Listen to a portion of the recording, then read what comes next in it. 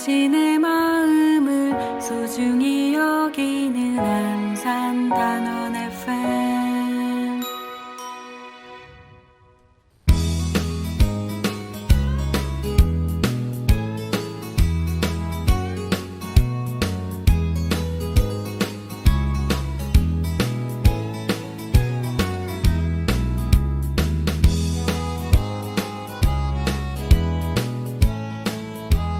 안녕하세요. 88.7MHz 단원 FM에서 보내드리는 LQ를 지향한다 전원석의 횡설수설인문화 22번째 방송을 시작하겠습니다. 참고로 LQ는 낮은 수준을 뜻하는 로우 퀄리티의 준말입니다. 저는 진행을 맡은 천원석입니다.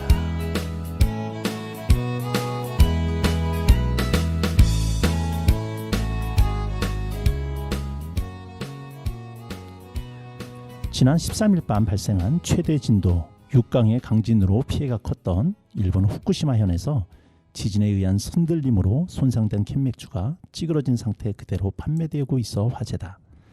맥주 캔에 지진에 대항한 영웅들이라는 문구를 써붙인 슈퍼 주인의 재치 덕에 벌써 절반 이상이 팔려나갔다.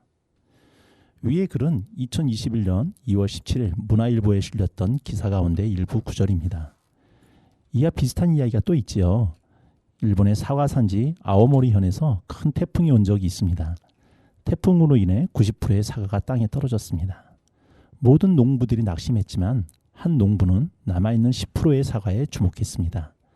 마침 대학 시험을 앞둔 시기였는데 이 농부는 이 사과에 떨어지지 않는 합격 사과라는 이름을 지어 판매하였습니다. 결과는 대박이었습니다.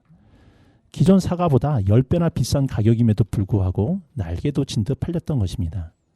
태풍에도 떨어지지 않았다는 스토리가 사과와 접목하여 유쾌한 일이 일어난 것이었죠. 이제 현대는 스토리 감성의 시대입니다. 기술의 평준화로 제품의 질은 비슷비슷해졌습니다. 따라서 이제는 품질이 아닌 독특하고 감동적인 스토리가 있는 제품이 소비자의 눈길을 끌고 있습니다. 그런데 물건만 그러할까요? 실은 우리의 삶도 그러합니다. 스토리가 있는 삶이 가장 감동적이고 아름답습니다. 그래서 우리는 주어진 시간과 열정과 물질로 썩어질 정욕과 욕심을 추구하지 말고 스토리를 만들어야 하지 않을까 싶습니다. 여러분들과 함께 스토리를 만들어 나갈 88.7MHz 단원 FM 천원석의 횡설수설 인문화 음악 듣고 시작하도록 하겠습니다. 김종환이 부릅니다. 사랑을 위하여.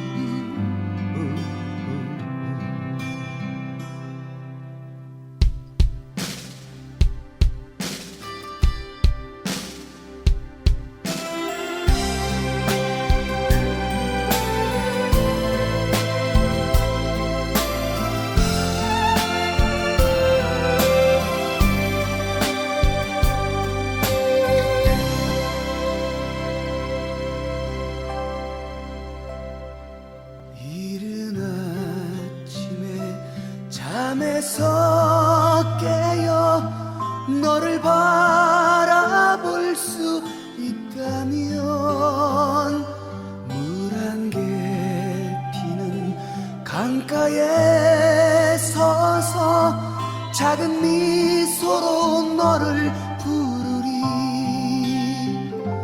하루를 살아도 행복할 수 있다면 나는 그 길을 택하고 싶다. 세상이 우리를 힘들게 하여도 우리 둘은 변하지 않아. 너를 사랑하기에 저 하늘 끝에 마지막 남은 진실 하나로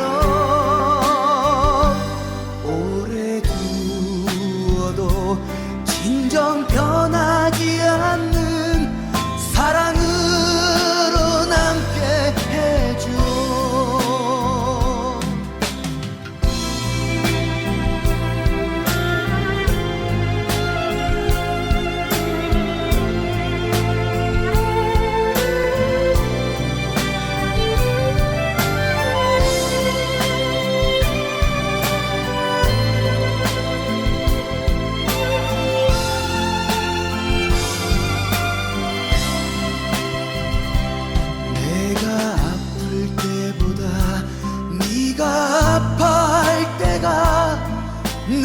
가슴을 철들게 했고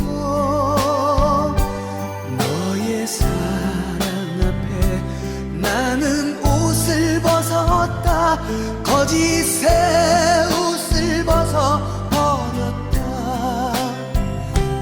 너를 사랑하기에 저 하늘 끝에 마지막 남은 진실 하나로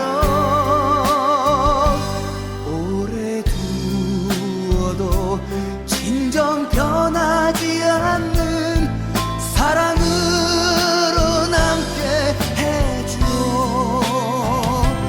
너를 사랑하기에 저 하늘 끝에 마지막 남은 진실 하나로 오래 두어도 진정 변하지 않는 사랑으로 남게 해줘 사랑으로 남게 해줘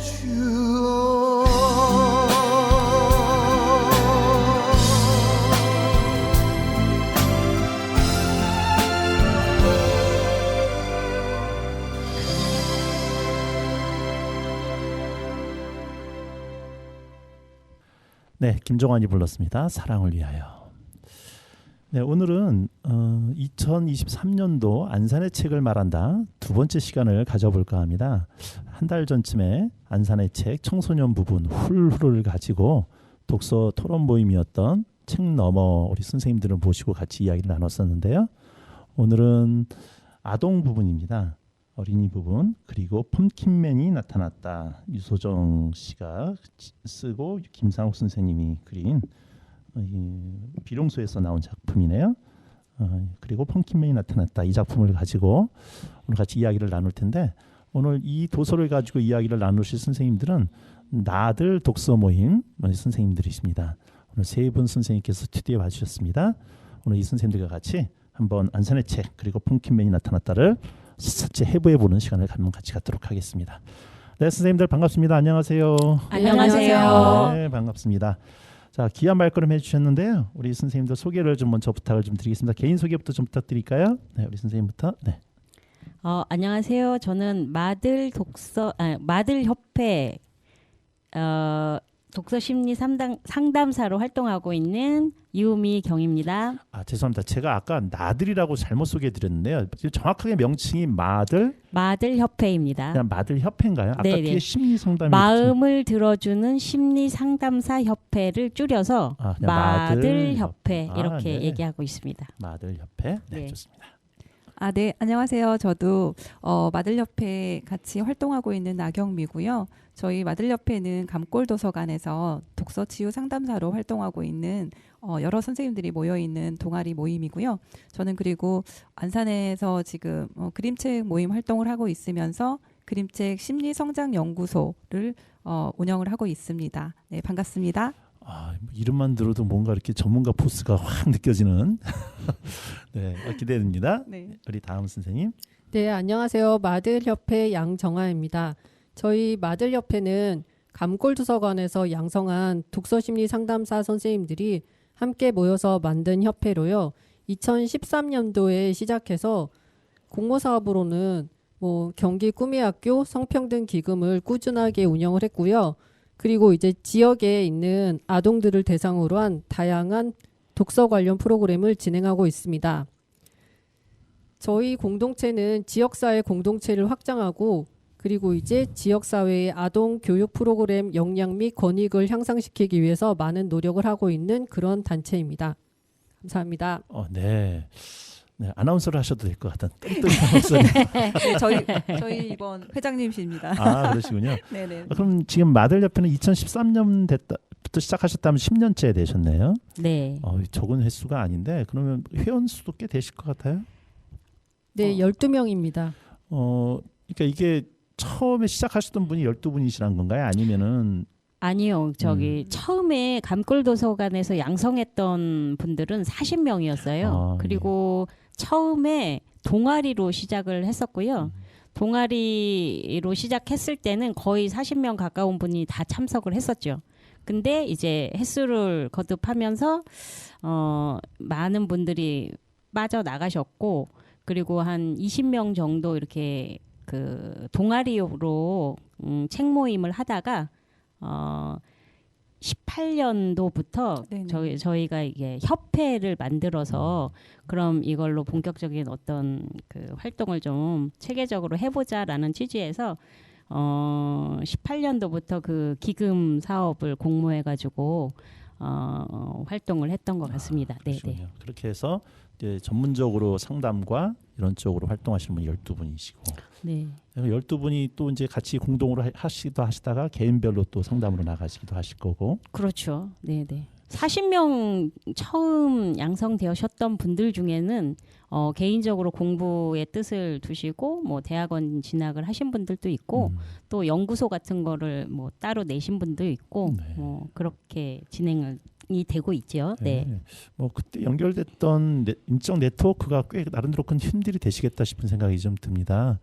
근데 이제 제가 얘기를 듣다 보니까 독서 심리 상담 네. 그리고 이제 이 방송하기 전에 우리 같이 인사드리고 나눌 때에는 독서 치유 또 쪽에 심리치료라고 심리치유라고 말씀을 하셨는데 주로 어떤 활동들을 하시는지. 치유라고 한다면 누군가를 만나서 그들을 마음을 만져주고 뭐 이렇게 하는 활동이라고 생각이 좀 되는데, 그것도 앞에 도구가 그림책이라고 또 앞에 말씀을 주셨어요. 이 그림책이 왜 좋은 건지, 그다음에 그것이 어떻게 치유의 효과를 나타내는지 뭐 간단하게 한번 설명을 좀 부탁을 좀 드리겠습니다. 그림책은 사실은 연령의 제한이 없이 볼 수 있는 게 그림책입니다. 어린 아이에서부터 그리고 연령이 많으신 어르신들까지. 그런데 예전에는 그림책이라고 하면은 사실은 어린 아이들이 보는 책이라고 생각하셨는데요. 지금 그림책에 대한 그런 내용들이 너무나 또 심오하고요. 거의 예술 작품에 가깝다고 할 정도로 네, 그림책에 깊이가 있습니다. 저희가 그림책을 가지고 아이들을 만날 때 대부분 아이들을 만나거든요. 초등학생 그리고 고등학생까지도 만나는 분들도 계세요. 물론 성인분들도 당연히 있고요. 근데 그림책 안에서 이야기하는 것들이 사실은 우리가 살면서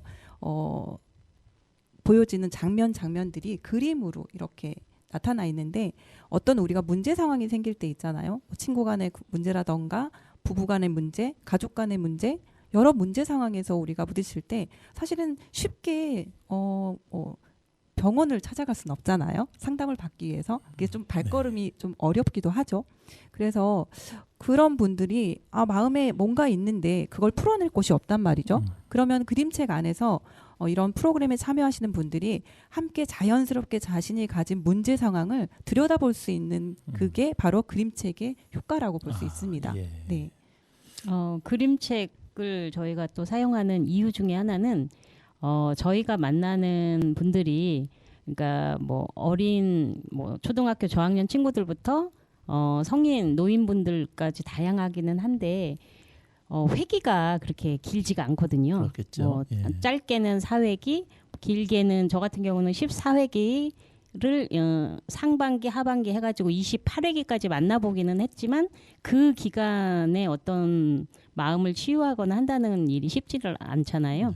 그리고 이제 책으로 이렇게 마음을 어루만지려고 하는데 그러려면 책을 읽어야 되잖아요. 근데 많은 분들이 그 긴 줄글책을 읽지를 못하잖아요. 그래서 그럴 때 이제 그림책은 효과적인 그 매체라고 생각이 들거든요. 그래서 그림책을 사용하고 있습니다. 네. 그렇겠네요, 진짜. 더구나 책이라고 하는 내용은 분명히 사람의 서사가 담겨 있고, 그래서 그 서사가 본인의 서사가 아닐지라도 공통점들을 차지해서 금방 몰입이 될 수 있는 효과도 있을 거라는 생각이 좀 들고, 그런 것들을 가지고 사람들을 만나고 사람들을 일으켜 세우는 귀한 일들을 하고 계신 우리 선생님들이셨습니다. 네, 그럼 우리 본격적으로 우리가 오늘 주제인 안산의 책 그리고 펌킨맨이 나타났다를 가지고 이야기를 좀 한번 해보도록 하겠습니다. 네, 우리 펌킨맨이 나타났다는 유소정 선생님이 지으신 글로 지금 나오는데, 혹시 유소정 선생님에 대한 저자 소개를 좀 부탁을 좀 드릴게요. 우리 나경미 선생님 해주실까요? 네네. 네.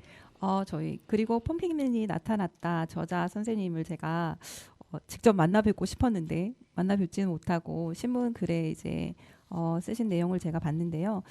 유소정 작가는 어린이 책을 읽고 재미있어서 이 어린이 책을 쓰기 시작하셨는데 사실 24살부터 어린이 책을 쓰기 시작하셨다고 해요.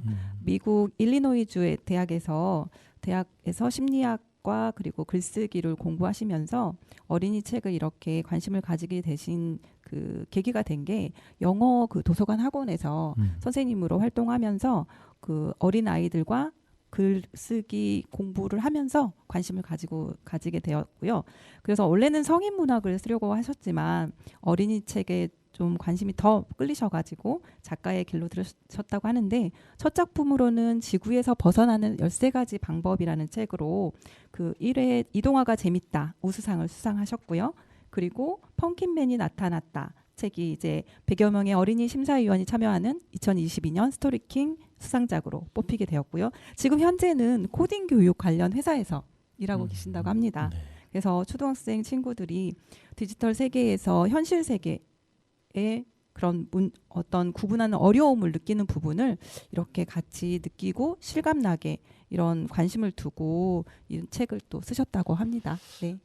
코딩 회사에서 근무를 하시면서 글을 쓰셨다. 네네네. 그래서 이 좀 이따 나중에 얘기하겠지만 펑킨맨이 나타났다라고 하는 게 가상 세계 이야기를 좀 하는 것 같은데, 네. 전 읽으면서 약간 이해가 안 되는 부분이 있었거든요. 네, 저도요. 와, 그러셨어요? 저도요.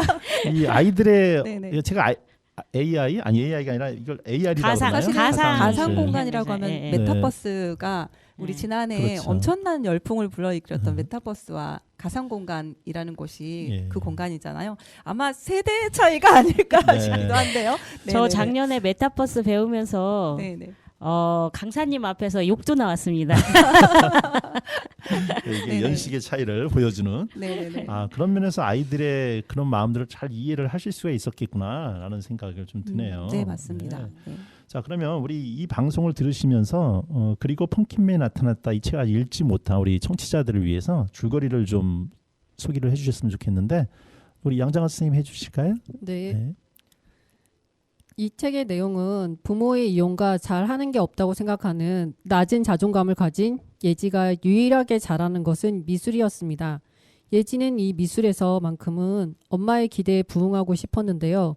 그러나 자신의 노력만큼 실력이 늘지 않자 조급한 마음에 미술대회에서 모작을 하게 됩니다. 그 부모님과의 관계도 학교에서의 생활에서도 더욱더 소외받는 삶을 살게 됩니다. 예지는 현실의 어려움을 회피하기 위해 가상현실인 파이키키에서 즐거움과 삶의 의미를 찾게 됩니다. 그러던 어느 날 혼자만의 즐거운 시간을 만끽할 수 있는 사막 맵에서 예지의 재능을 알아본 헬멧보이를 만나게 됩니다. 헬멧보이는 예지에게 함께 시타델을 짓자는 제안을 하였고요.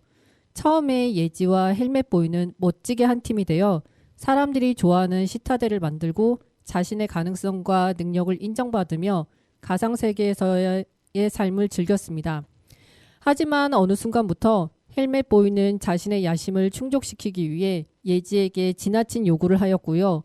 그로 인해 예지는 가상현실에서의 삶이 현실보다 더 버겁게 느껴지기 시작했습니다. 심지어 헬멧보이는 예지의 개인정보까지 알아내서 예지의 집에 가상현실에 들어갈 수 있는 헬멧까지 보내게 되는 등 이런 행태를 계속 보입니다. 예지가 시타델을 만드는 것을 소홀히 하는 것에 분노한 헬멧보이는 예지에 대한 나쁜 소문을 퍼뜨리고 그로 인해 예지의 자존감은 다시 추락하게 됩니다. 이런 상황을 헬멧보이는 교묘하게 이용해서 상처받은 예지의 마음을 이용해 이용자들의 정보를 빼낼 수 있는 NPC 펌핑맨을 만들게 합니다. 아무것도 모르는 예지는 사람들을 즐겁게 해주고 자신의 실력을 인정받을 수 있는 기회인 줄 알고 펌킨맨을 만들었지만 헬멧보이가 이 펌킨맨을 이용해서 사람들이 현실을 잊고 가상현실에 갇혀 자신의 지배를 받기 원한다는 것을 알게 된 후 헬멧보이를 막기 위해 후드라는 캐릭터와 함께 힘을 합해 헬멧보이를 물리칩니다. 그 후 실망스러운 현실을 벗어나기 위해 가상현실에서의 많은 삶을 진짜의 삶으로 여기는 것을 후회하고 여러 가지로 어렵고 힘든 현실이지만 도망치지 않고 당당하고 솔직하게 살기로 마음먹으며 이야기는 끝납니다. 네. 전직을 한번 여쭤봐도 될까요? 우리 양정아 선생님. 저요? 여군이셨는지 혹시. 너무 뻣뻣한. 아버지가 군인이세요? 아, 그러시군요. 피는 못 속이는. 묻어나네요. 네. 절도가 있고 얘기해 주실 때. 네. 예. 자, 예지라고 하는 여학생이 주인공이죠. 미술에 네. 재능이 있었는데 부모가 네. 이혼을 한 상태였고 그러다가 그런 미술에 대한 재능을 가지고 엄마라도 기쁘게 해주려고 싶었지만 실력이 안 된다는 괴로움 속에 어느 날 모작을 하게 되고 모사를 했던 거죠. 네. 표절이라고 할 수 있는데 그것 때문에 소문이 나고 그래서 소문이 안쪽에 퍼지면서 결국 전학을 가게 되고 전학한 곳에 가서는 친구들하고 사귀지 못하는 상태에서 가상세계 현실로 빠져드는 것이 유일한 낙이었던 학생이었다라고 이제 말씀을 해주셨습니다. 근데 그곳에 들어가서 재미있게 자기의 어떤 즐거움을 즐기다가 헬멧보이라고 하는 친구를 만나는데 헬멧보이가 예지의 재능을 알아보고 시타델이라고 그랬나요? 네, 네, 네, 시타델이요. 네. 막 가상세계 안에 또 다른 가상세계. 그렇죠. 네. 그렇죠. 그거를 만드는데 이제 예지의 도움을 받게 되고 예지는 그걸 만들어가면서 자기의 자존감이 올라가는 걸 이제 가상세계니까 그 만들어 놓은 상태에서 많은 방문자들이 유저라고 그러는데 네, 네. 찾아오는 걸 보면서 자기의 자존감이 높아지지만 헬멧보이는 그런 예지를 이용해서 또 다른 요구를 하게 되고 그래서 처음에 재미로 시작했던 게 이제 재미가 아니라 부담으로 다가오게 되는 과정.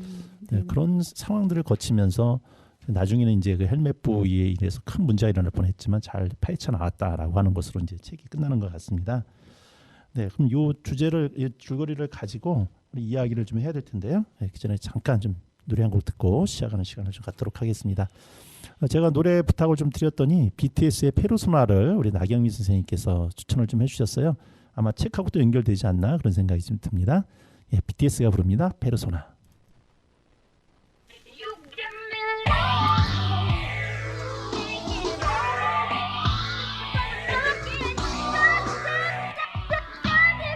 Yo.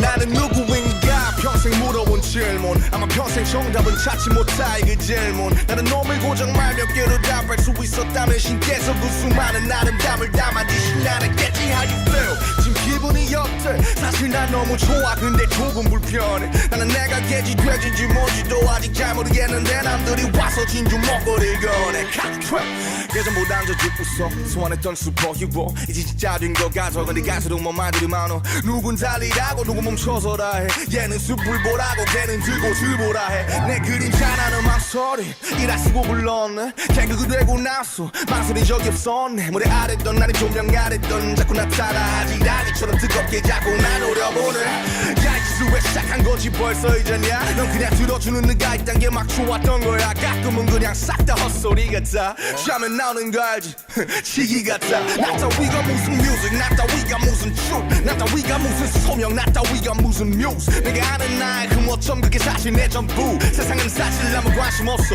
나의 서춤 이제 실리지도 않은 후회들과 매일 밤 싱그럽게 뒤굴고 돌릴 길 없는 시간들이 습관처럼 비틀어도 그때마다 날 또 이렇게 세운 것 최초의 질문 내 이름 성샤 그 가장 앞에 와일 bus so I'm asking once again yeah who the hell am I tell me all your names baby do you wanna die or do you wanna go you do you wanna fly what's the show what's the trick do you think you lie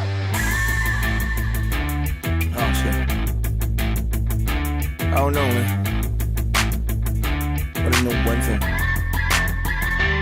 yeah my name is on 내가 기억하고 사람들이 아는 날 토로하기 위해 내가 스스로 만들어낸 나의 난 날 속여왔을지도 뻥쳐왔을지도 부끄럽지 않아 이게 내 영혼의 지도 You're myself 넌 절대로 너의 혼돈을 내지 마 따뜻히도 차갑게도 될 필요 없으니까 가끔은 위선적이어도 위약적이어도 이 내가 걸어두고 싶은 내 방향의 척도 내가 되고 싶은 나 사람들이 원하는 나 네가 사랑하는 나 또 내가 빚어내는 나 웃고 있는 나 가끔은 울고 있는 나 지금도 매분 매순 가사라 숨쉬는 persona Who the hell am I?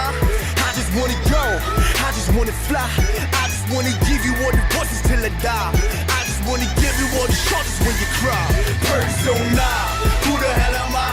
I just wanna go I just wanna fly I just wanna give you all the voices till I die I just wanna give you all the shoulders when you cry 네, BTS가 불렀습니다. 페르소나. 이제 한번 이야기를 한번 해보죠. 자, 먼저 우리 선생님들 각자 이 안산의 책이라고 선정된 이 책 한번 별점을 한번 좀 매겨주시죠. 뭐 이 책이 잘 되게 못했다고 평가하는 게 아니라 나한테 있어서 얼마만큼 참 재미있었나, 나한테 참 임팩트가 있었나, 나의 기준을 가지고 별점을 한번 매겨주시면 좋겠습니다. 우리 임미경 선생님. 네, 저는 이 책을 처음 읽을 때 엄청 재미가 없었습니다. 별점을 한 1.5 이 정도 줄 것 같고요. 재미가 없었다는 이유는 이해가 안 돼서인가요? 아니면은 서사가 뭐 계속 이 책을 그래서 생각을 해봤어요. 왜 이렇게 재미가 없을까? 왜 이렇게 넘어가지 않을까 했더니, 그러니까 현실 속에 나와 우리 아이들의 관계에서 좀 떨어지고 싶은 어떤 그런 마음이 작동하지 않았나 이런 생각이 들고요.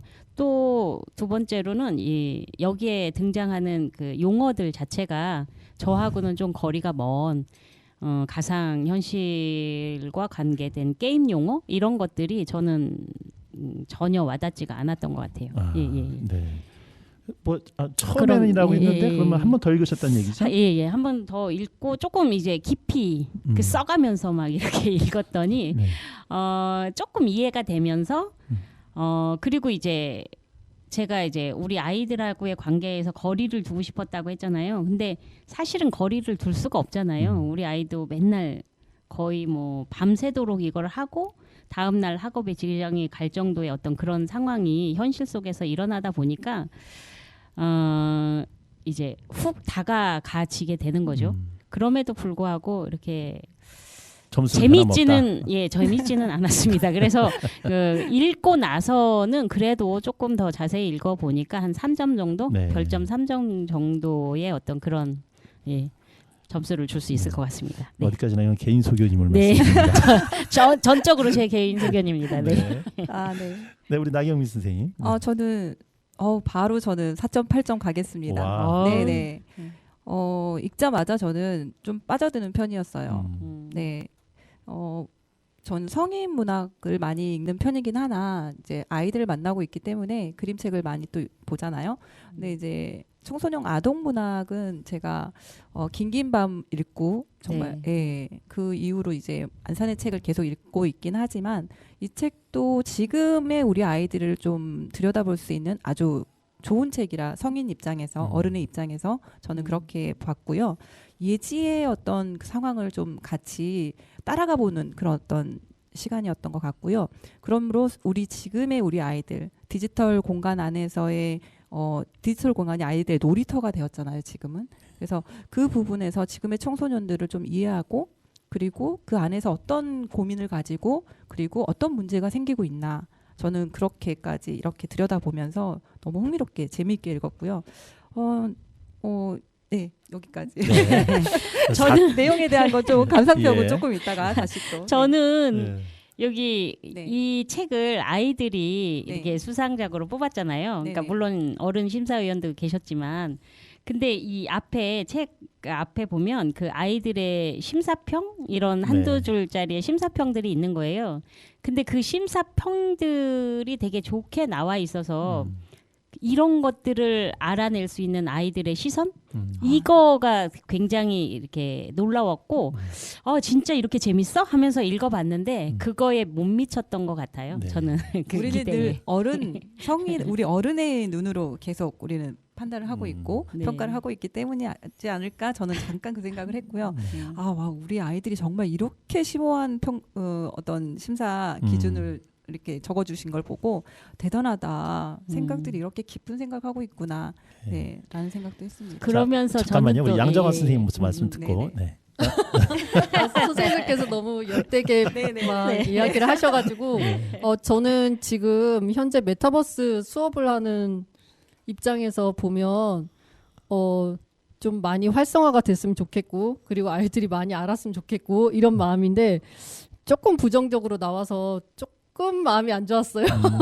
그래서 원래는 한 5점 주고 싶었는데 메타버스 환경에 대해서 조금 안 좋게 나와서 저는 4점을 주고 싶고요. 네.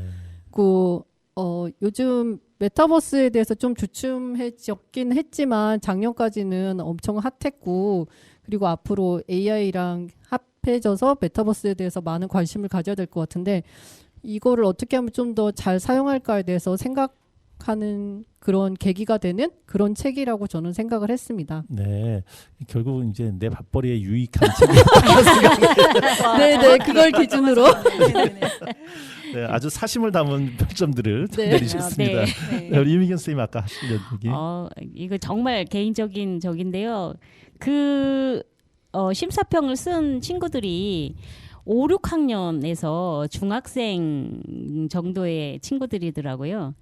근데 거기에서 또 이렇게 책을 보고 이런 평을 쓸 수 있는 이렇게 멋진 친구들이 있단 말이야 하면서 우리 아이들의 또 능력과 비교하는 제 자신을 발견했었습니다. 네. 그 부분이 아마 이 책을 좀 평가절하하지 않았나라는 생각이 들기도 해요. 네, 좋습니다. 자, 지금 얘기가 핵심적인 얘기가 벌써 다 나온 것 같아. 이 책은 메타버스 가상 세계에 대한 이야기 그리고 그 안에서 일어날 수 있는 부작용이라고 그럴까?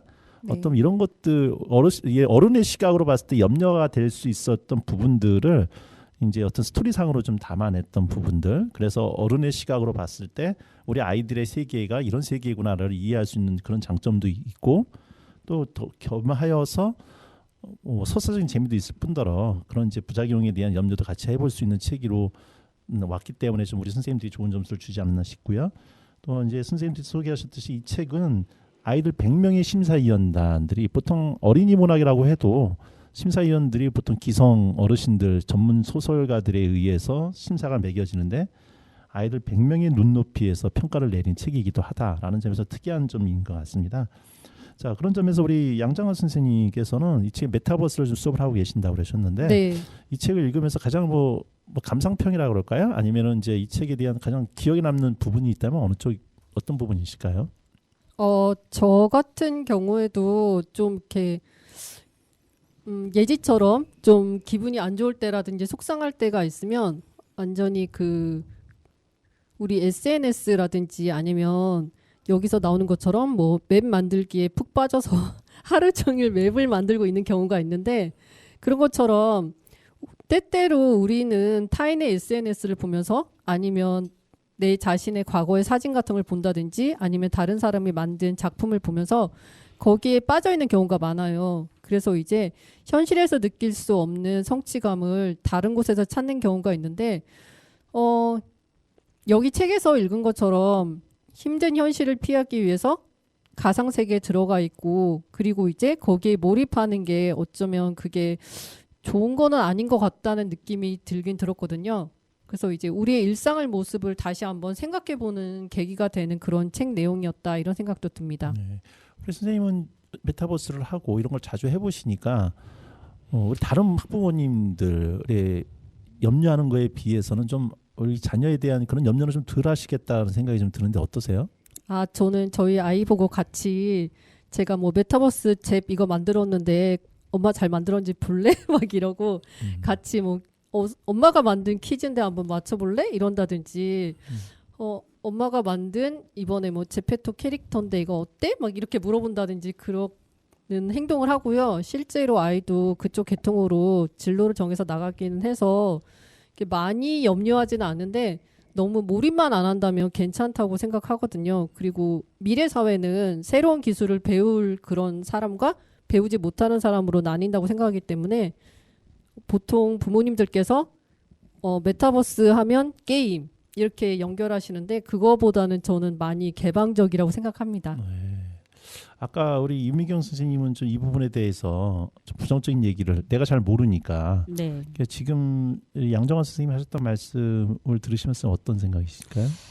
그러니까 저는 제가 굉장히 이렇게 그런 기계나 이런 걸 다루는 데 있어서 굉장히 뭐라 그럴까 나이 든 세대구나라는 걸 많이 느껴요. 그리고 작년에 그런 것들을 극복하고자 저도 메타버스를 배우려고 많이 노력을 했지만 안 되는 거예요. 제가 그러니까 생각한 것만큼 그게 잘 안 되니까 막 화가 나고 막 그렇더라고요. 그리고 저는 여기 이 책 속에서도 예지가 나중에는 가상 현실은 가짜라는 걸 깨닫고 현실에 나와서 실제 친구 민서를 찾아가잖아요.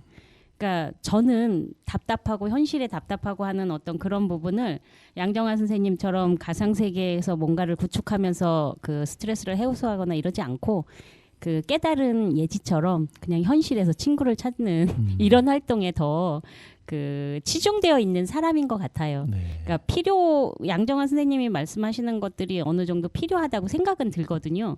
그리고 게임도 무조건 막을 것이 아니라 뭐 함께 게임을 아이들이랑 하면서 이렇게 이야기를 소통의 어떤 장을 연다던가 이런 것들이 필요하다고 머릿속으로는 깨닫지만 그게 현실에서는 안 되는 거죠.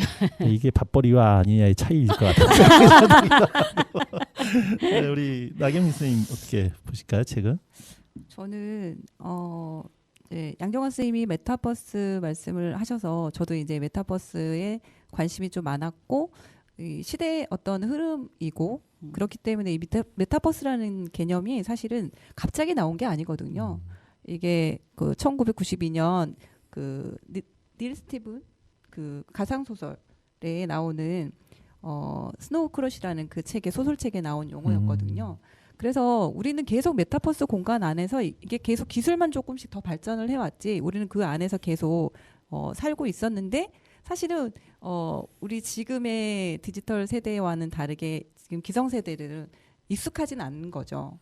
저는 이 책에서 좀 예지가 던진 질문에 되게 좀 이 부분을 좀 읽어봤으면 하는 생각이 드는데요. 가상현실 뿐인데 우리가 왜 가상현실을 덜 중요한 이유는 뭘까? 현실과 똑같이 돈을 벌고 사람들과 대화하고 친구가 될 수 있고 그런데 그렇다면 두 세계가 뭐가 그렇게 다른 거지? 라는 것에서부터 좀 질문이 좀 들어가야 된다 생각을 하거든요. 네. 그래서 지금의 디지털 원주민이라고 불리는 우리 아이들이 사실은 밥 먹을 때 우리 똑같이 디지털 공간에 자연스럽게 이렇게 익숙한 환경에 놓여 있거든요. 그래서 우리가 그 현실과 가상현실 사이에 어떻게 나를 표현할 것인가, 나의 정체성이라는 어떤 문제를 저는 이 책에서 조금 이야기하고 싶었고요. 그리고 예지가 자신을 찾아가는 과정이 가상세계에서 물론 재능을 인정받곤 했지만 현실에서 정말 그 사람들과의 관계, 이런 소통, 이런 것들이 물론 어려운 것도 많긴 하겠지만 어떻게 그 문제를 풀어갈 것인가, 그것에 좀 초점을 맞추고 저는 이 책을 좀 읽어보시고 저도 그렇게 읽었습니다. 네.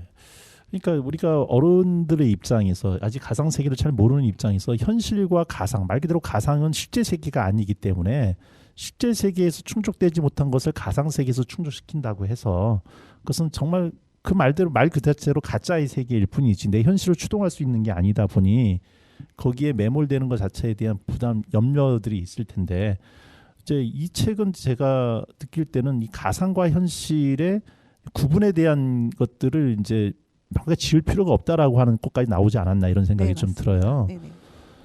근데 이거 책을 읽다 보면 가상 현실인데 그 가상 현실이 현실과도 또 연결이 되잖아요. 그리고 그 처음에 그 파이키키라고 하는 그런 가상 세계는 재미를 위해서 만들어진 거였지만 나중에는 거기에 그 대기업이 참여하면서 홍보가 되거나 그다음에 그 광고의 어떤 그런 걸로 사용이 된다던가 그다음에 거기에서 현실에서의 돈벌이 수단으로 이게 악용이 되기도 하고 이런 부분이 있어서 그 혼란스러운 어떤 그런 거 그리고 힘 있는 자만이 돈을 가진 자만이 또 이 세계를 장악하게 되는 어떤 그런 문제점 같은 게 저는 읽히더라고요. 그래서 네. 긍정적인 측면으로 봤을 때는 이제 뭐 메타버스를 조금 더 우리가 좀 이해하고 그 아는 것도 있죠. 부정적인 면은 분명히 있는 것 같아요. 왜냐하면은 디지털 그 공간 안에서 아까 말씀드렸다시피 저희 아이들 청소년이나 아이들 대부분이 그 안에서 살고 있거든요. 현실하고 마찬가지로. 그런데 그 안에서 그거를 악용하는 사람들이 분명히 있거든요. 이 책에서 그 헬멧보이가 그 개인 정보를 유출해내고 그리고 그 예지의 약점을 잡아서 예지를 이용을 했잖아요. 처음에는 뭔가 재능을 예지가 정말 대단한 그 재능을 가지고 있는 아이였는데 그거를 악용한 거죠. 결국 그런 부분들을 보면은 사실은 우리 사회 문제가 되었던 디지털 그루밍 사건이라던가 이런 것들도 저는 염려스럽게 바라보긴 했습니다. 아이들은 사실은 그 메타버스 공간, 가상 세계라는 그 공간 안에서는 연령의 제한이 없어요, 사실은. 네, 어른들도 있고 아이들도 있고 대상이 누군지는 모르거든요. 그 안에서 우리 아이들이 자연스럽게 자기도 모르게 누군가와 접속을 했을 때 그 사람이 어른인지 나를 이용하려고 하는지 모르고 간단 말이죠.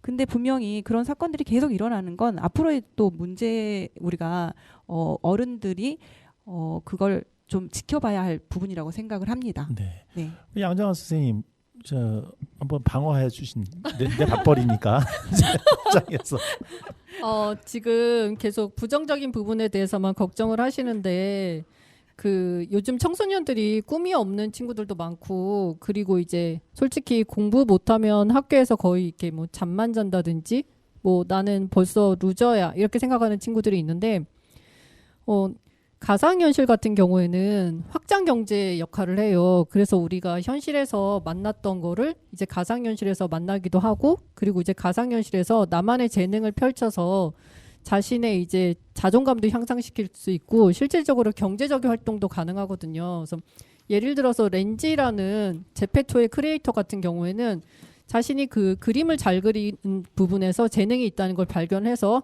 지금 월 수입이 1,500만 원 정도씩 나오는 걸 알고 있어요. 근데 만약에 자신의 그 재능을 발견하지 못하고 뭐 현실에서 나는 뭐 공부는 잘 못하는 학생이고 그림만 좀 잘 그리고 이 정도 수준으로만 생각하고 살았다면 과연 지금 그 정도의 사람이 될 수 있었을까 하는 생각이 들어요. 그래서 이제 가상현실에 대해서 무조건 부정적으로 보기보다는 자신의 재능을 잘 펼칠 수 있고 그리고 뭐 신분이라든지 직업이라든지 연령이라든지 그런 거 상관없이 얼마든지 친구가 될 수 있는 환경이라고 저는 생각하거든요.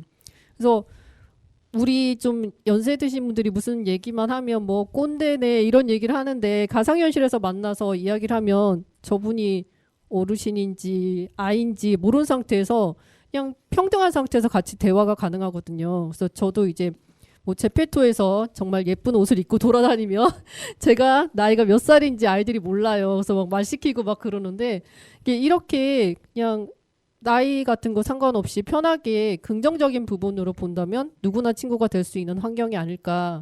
그리고 나의 재능을 잘 발휘할 수 있는 환경이 아닐까 싶습니다. 네.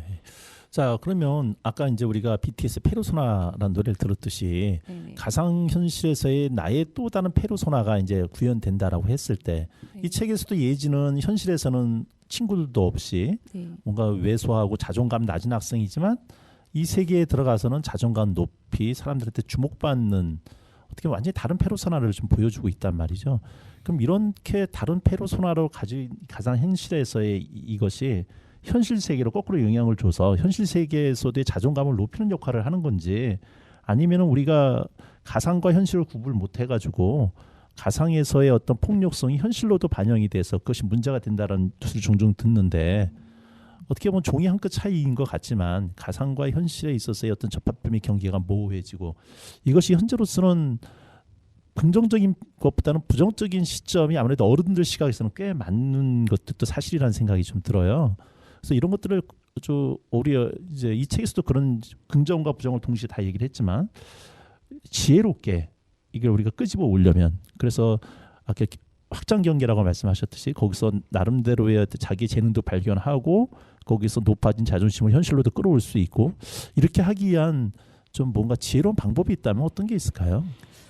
글쎄 저는 사실은 디지털 환경에서 어떻게 잘 아이들이 살아갈 수 있게 만들어주는 건 우리 어른들의 역할이라고 생각하거든요.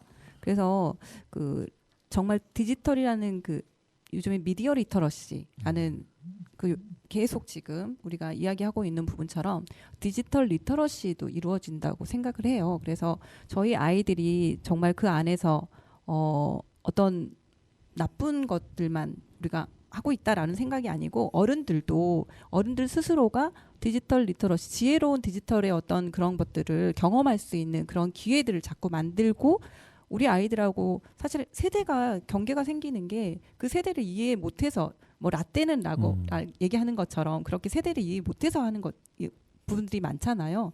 그런 부분들을 조금 더 녹여낼 수 있는 게 그 부분이라고 생각을 해요. 약간의 우리가 디지털 리터러시를 같이 네. 어른들도 할 수 있고 아이들도 어떻게 그거를 잘 활용할지 사용할지 아까 콘텐츠를 이용하는 부분도 아주 예지가 만들어낸 에셋이라던가 책 내용에서 보면 그런 콘텐츠를 만들어내는 어떤 역할 그 재능 때문에 할 수 있었던 부분이잖아요. 근데 아이들이 게임을 하면서 게임만 하는 게 아니거든요. 요즘에는 그 안에서 정말 확장 경제처럼 아이템을 만들어서 소비 경제 활동을 계속 하고 있어요. 그 아이들의 어떤 진로의 어떤 부분도 분명히 얘기해 줄 수 있는 부분이고 그런 긍정적인 부분들을 많이 이야기하고 어른들도 이런 뭐 이해를 못하는 부분은 아까 용어가 좀 어렵다라고 하지만 그런 용어는 이제 익숙하게 이렇게 사용이 돼야 될 그런 어떤 우리들이 접근을 해야 되지 않을까라는 그런 생각을 합니다. 네. 더불어서 저는 네. 아이들에 대한 현실 속 아이들에 대한 부모의 관심, 어른들의 관심 이런 것들이 꾸준하게 있어야 될 것 같고요. 그 예를 들면 저희 아들 뭐 밤새도록 그거를 해도 제가 될 수 있으면 둘러 참습니다. 네. 그러니까 관계를 흐트러지지 않기 위한 저 나름의 노력이거든요. 네. 그래서 대화는 할 수 있게끔 그런 거를 염두에 두고 하기야 이 책에서 예, 봐도 예지가 이 가상 세계에 빠지는 게 엄마의 어떻게 보면 무관심, 네, 맞습니다. 그 일방적으로 예지에 대한 평가절하 이런 그렇죠. 것들의 상처를 달래기 위해서 그 빠지는 면으로 또 그려지기도 하죠. 그렇죠. 예, 그럼 잠깐 노래 또 한 곡 듣고 우리 좀 다시 이야기를 이어가도록 하겠습니다. 루시가 부릅니다. 개화.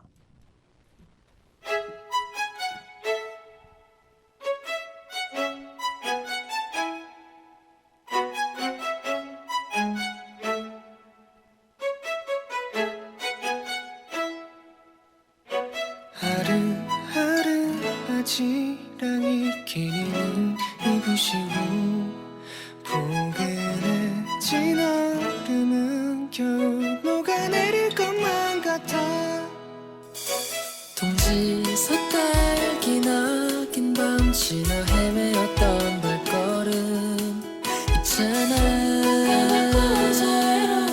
그때가 기억조차 새하얗게 웃던 나를 기억하나요 그대 내가 느낀 모든 걸 너에게 줄 수 있다면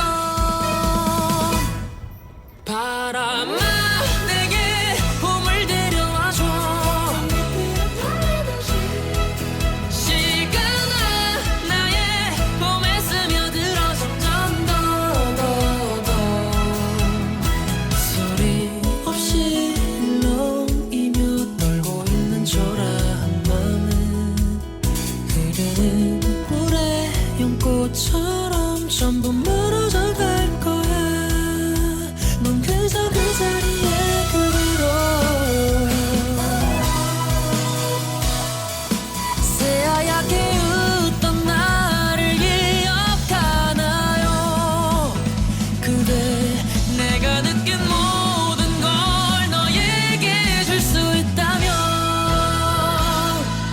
바람아 내게 봄을 데려와줘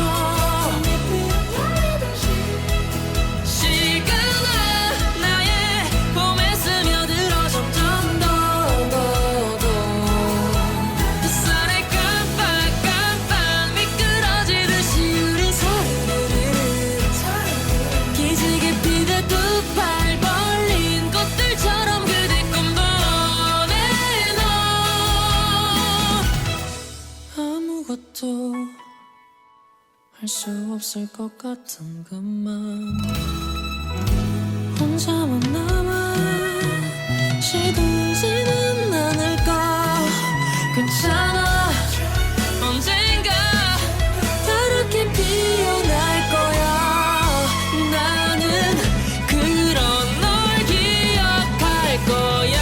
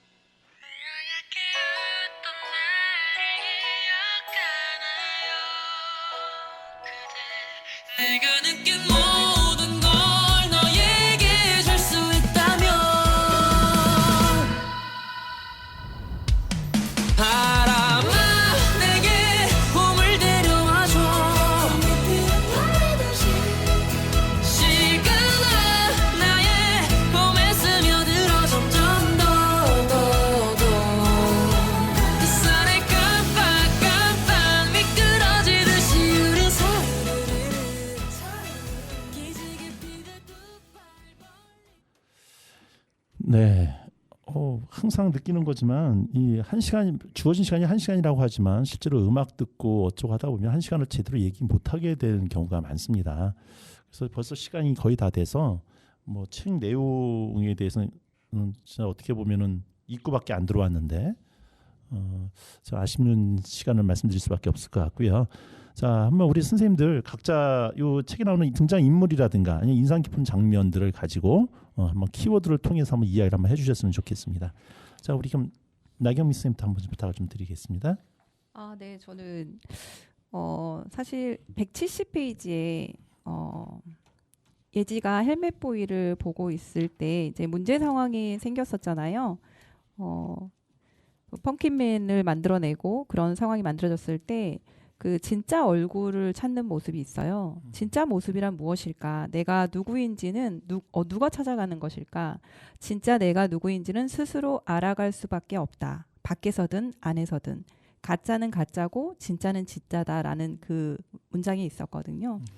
이 부분에서 진짜 나는 누구일까라는 부분을 좀 이야기하고 싶었습니다. 그 지금의 내가 놓여 있는 어떤 문제 상황들을 어떻게 바라볼까? 라는 그 이야기로 저는 심리학자 융은 그 자기의 그런 어떤 개인적인 어떤 무의식 속에 있는 감정 덩어리들을 말하고 있거든요. 내 마음이 너무 힘들어. 정말 미치겠어. 죽을 것 같아. 이런 어떤 감정이 부정적인 감정들이 막 올라올 때가 있어요. 사실은 그런 것들을 콤플렉스라고 부르거든요. 콤플렉스는 우리가 열등감하고는 좀 다른 의미로 우월감이나 어떤 기쁨 그리고 즐거움이나 공포, 분노 이런 다양한 감정들이죠. 그런 어떤 감정들을 잃지 않고 어떤 문제 상황에서 지금의 나의 문제를 들여다보고 거기에서 예지처럼 내가 어떤 이건 잘못된 것이다를 인지했잖아요. 이런 부분들을 나를 일깨우면서 나를 알고 현실의 나로 다시 돌아오는 모습, 거기에서는 진짜 나를 바라볼 수 없던 당당한 그런 용기 이런 것들이 보였던 것 같습니다. 네. 정체성 문제가 이 전체적인 키워드로 한번 뽑아 주셨는데 여기서 이 제목 자체가 그리고 펌킨맨이 나타났다라고 돼 있고 지금 말씀하신 것 중에 펌킨맨을 좀 다뤄주셨어요. 네. 펌킨맨에 대해서 소개를 잠깐 좀 해주시죠. 여기 소설 속에 대해서 펌킨맨이 누군지. 펌킨맨은 호박머리에 이빨 대신 못이 박혀 있는 그런 그 괴물이에요.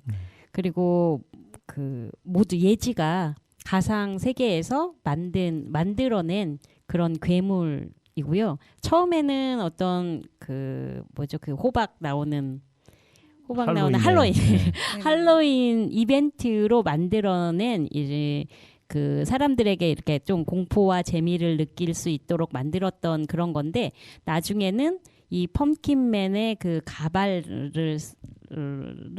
이제 다른 바이러스에 씌워가지고 이 가상 세계를 흐트러뜨리는 어떤 그런 역할을 맡고 있는 괴물이라고 할 수 있고 이 네. 펌킨맨은 그 예지가 만들어낸 그리고 그 헬멧 보이가 거기에 이제 그 나쁜 영향을 미치는 어떤 그런 걸로 만들어낸 괴물이라고 할 수 있겠습니다. 그렇죠. 헬멧 보이가 이용을 한 거죠. 예지를 이용해서 펌킨맨을 만들어내고 그 펌킨맨은 사실은 실제 펌킨맨이 아니었고 헬멧 보이가 초창기에 그 시타델에 만들었었던 그 프로그램 파이키키라는 그곳을 만들었을 때 그곳에 가둬버린 사람들이거든요. 그 가뒀다는 의미는요. 어떠냐면 그 한 사람이 현재에 존재하지 않게 하고 가상 공간에 아예 감옥처럼 가둬버리는 거예요. 그러면 그 사람은 현실에 다시 돌아올 수가 없어요. 뇌사 상태에 빠진 거나 다름없는 거죠. 네. 갑자기 내용이 심오해진 내용이 들어왔네요. 네. 네네. 그러니까 원래 재미로 만들어졌던 게 네. 이것이 재미를 넘어서 실제 위해를 끼치는 것으로 오게 되고 그렇죠. 그 네. 위해를 끼친다는 것이 어떻게 보면 상징적으로 여기서는 사람의 얼굴이 없어지는 모습으로 드러나죠. 네. 현실 속에 있던 사람이 가상 세계에 빠져서 헤어나오지 못했을 때 얼굴이 없어진다는 것은 그 사람의 정체성마저도 실제 실존에 있어서의 정체성마저도 사라져가는 위험성에 대한 나름대로의 경고가 아닐까 이런 생각이 좀 드네요. 예, 그다음에 우리 양정화 선생님. 네. 저는 인상 깊었던 장면이 14페이지에 기회의 땅 파이키키에 오신 것을 환영합니다. 파이키키 이곳에서는 누구든 될 수 있고 어디든 갈 수 있고 무엇이든 만들 수 있다. 이 부분인데요. 밥벌이 때문이라서 그런지 저는 이 기술의 진화 그리고 이제 메타버스 관련에 대해서 상당히 옹호하는 편인데 지금 예지가 지금 자기 정체성을 잃게 되고 그리고 이제 가상현실에 빠지고 이런 거에 가장 큰 문제점은 그 부모님이 예지가 무엇을 하는지에 대해서 별로 관심이 없어서라고 생각을 해요. 그래서 최근에 제가 속해 있는 그 플레이메이터 팀에서 평생학습관에서 성인들 대상으로 메타버스 수업을 했거든요. 근데 그렇게 성인분들께서 계속 아이들이 하고 있는 그런 게임이라든지 뭐 메타버스 이런 게 뭔지 많이 접하시고 많이 배우시면 이런 문제가 일어나지 않지 않을까 하는 생각이 듭니다. 그래서 내가 나이가 들어서 이런 생각에 그냥 못하겠다라는 생각보다는 계속해서 신기술을 같이 배워서 우리 아이들이 미디어 리터러시를 제대로 할 수 있게끔 많이 도와주셨으면 합니다. 네. 어른들이 좀 더 적극적으로 아이들의 세계를 이해하기 위해 소통하기 위해서 노력을 좀 해야 된다라고 말씀을 주신 것 같고요. 그건 맞는 얘기 같아요. 지금 젊은 사람들 입장에서 어르신들이 휴대폰 기능 알려달라고 올 때 참 짜증 많이 내거든요. 그걸 저희도 그랬던 것 같고, 근데 어느덧 우리가 나이 들면 이제 아이들한테 메타버스 어떻게 들어가야 되는지 구박받으면서 물어봐야 될 시기가 오지 않을까 이런 생각도 좀 듭니다. 네, 우리 이미경 선생님. 저는 이제 양정아 선생님 말과 더불어서 이제 키워드로 잡은 거는 소통과 믿음이라고 생각이 들어요. 31페이지에 보면 이런 글귀가 나오거든요. 가족 사진이 눈에 들어왔다. 아빠와 엄마 가운데 선 나. 분명히 우리 가족인데 전부 모르는 사람처럼 얼굴이 낯설다. 그럴 만도 하다. 엄마는 변해버렸고 나는 자랐고 아빠는 이제 가족인지 아닌지도 헷갈린다. 아까도 얘기했던 것처럼 현실 속에 내 아이가 마음에 들지는 않지만 그 아이를 지켜봐주는 어떤 나의 믿음 이런 것들이 그 아이와 소통하려고 하는 그 과정일 것 같아요. 그래서 그런 소통과 믿음이 아이들에 대한 믿음이 반드시 필요하지 않을까라는 생각이 듭니다. 네. 네, 이 책은 가상현실을 이야기하는 것 같지만 또 그 안에는 부모와 자식 간의 소통, 믿음에 대한 이야기도 담고 있다라고 또 말씀을 주신 것 같고요. 네. 네, 그래서 저도 처음에 이 책을 읽었을 때 이 책이 왜 안산의 책이 선정이 됐을까라고 하는 좀 약간의 퀘션 마크가 있었는데 우리 선생님들 말씀을 듣다 보니까 이 책이 나름대로 가진 미덕들이 좀 있다라는 생각이 좀 드네요. 네, 저도 선생님들이랑 이렇게 대화를 하다 보니까 이 책의 평점이 조금 더 올라가는 것 같습니다. 네, 3점, 아까 1.5에서 3점, 1.5에서 3점, 3점에서 한 4.5 네. 정도까지 올라가는 것 같습니다. 네. 네. 좋습니다. 네, 그게 아마 독서 토론의 힘이겠죠. 힘이기도 할 것 같고요. 자, 그러면은 아까 우리 선생님들 독서 그림책을 가지고 심리 치료도 하고 하시는데 우리 선생님들 모임은 어떻게 보면 모든 사람들이 열려 있는 모임은 아닐 수 있겠다는 생각이 좀 드네요. 일단 자격이 독서 심리 상담사 자격증을 가지고 있어야 가입이 돼요. 그러시군요. 네. 네, 알겠습니다. 천원석 선생님 같은 분은 저희의 어떤 멘토로 네. 초빙할 수 있습니다. 네. 예. 자, 1시간 동안 그리고 펑킨맨이 나타냈다 2023년 안산의 책 어린이 부분 수상작을 가지고 이야기를 나눠봤습니다. 책에 대한 자세한 서사 내용은 우리 선생님들께서 직접 한번 읽어보시면 좋을 거라는 생각이 들고요. 대신 오늘 얘기 나눴던 부분은 이 책에서 다루고자 했었던 가상세계 그리고 가상세계로 인한 문제점 그리고 그걸 어떻게 극복할 것인지에 대한 부모와 자식 간의 소통의 문제 자존감의 문제, 정체성의 문제 등 다양한 방면으로 이 책을 볼 수가 있다라는 점들을 우리 선생님께서 잘 짚어주셨습니다. 네, 아마 이런 정도만 가지고서도 이 책에 대한 충분한 길라잡이가 되지 않았을까 이런 생각이 좀 듭니다. 오늘 귀한 시간 내주신 우리 세 분 선생님, 우리 나들협회, 우리 마들협회입니다. 마들협회. 네, 뭐 독서치료 심리사 자격증 있어야만 간다고 하니 제가 뭐 마들이든 나들이든 관계가 없습니다. 언제든지 환영이라니까요. 우리 양정화 선생님, 나경민 선생님, 그다음 유미경 선생님, 네, 감사했습니다. 자, 감사합니다. 감사합니다. 네, 감사합니다. 네, NCT 뷰티풀이 부릅니다. NCT 뷰티풀이 아니라 NCT가 부르는 뷰티풀이군요.